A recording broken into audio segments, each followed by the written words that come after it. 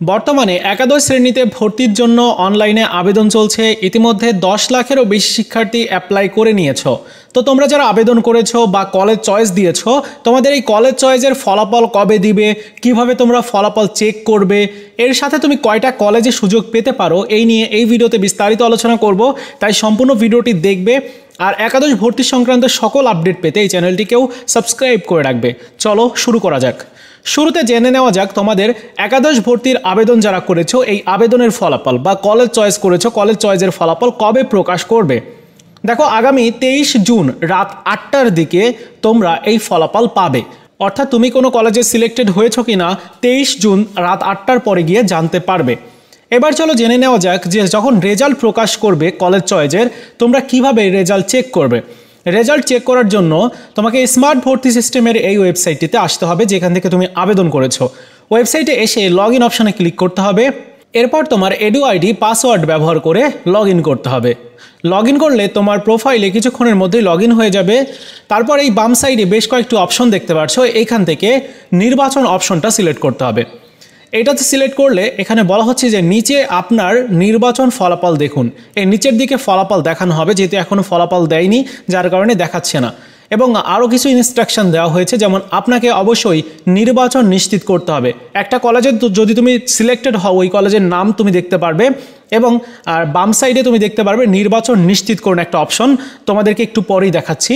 এই বাটনে ক্লিক করে সময়সীমার মধ্যে আপনার নির্বাচন নিশ্চিত করতে হবে এবং পরবর্তী পর্যায়ে আপনি অটো মাইগ্রেশনের মাধ্যমে একটি ভিন্ন প্রতিষ্ঠানে স্থানান্তরিত হতে পারেন। অটো মাইগ্রেশন অপশনটিও আপনি চাইলে উল্লেখিত সময়সীমার মধ্যে পরিবর্তন করতে পারেন, তবে নির্ধারিত সময়ের মধ্যে নির্বাচন নিশ্চিত না করলে তোমার আবেদনটি কিন্তু বাতিল করে দেওয়া হবে।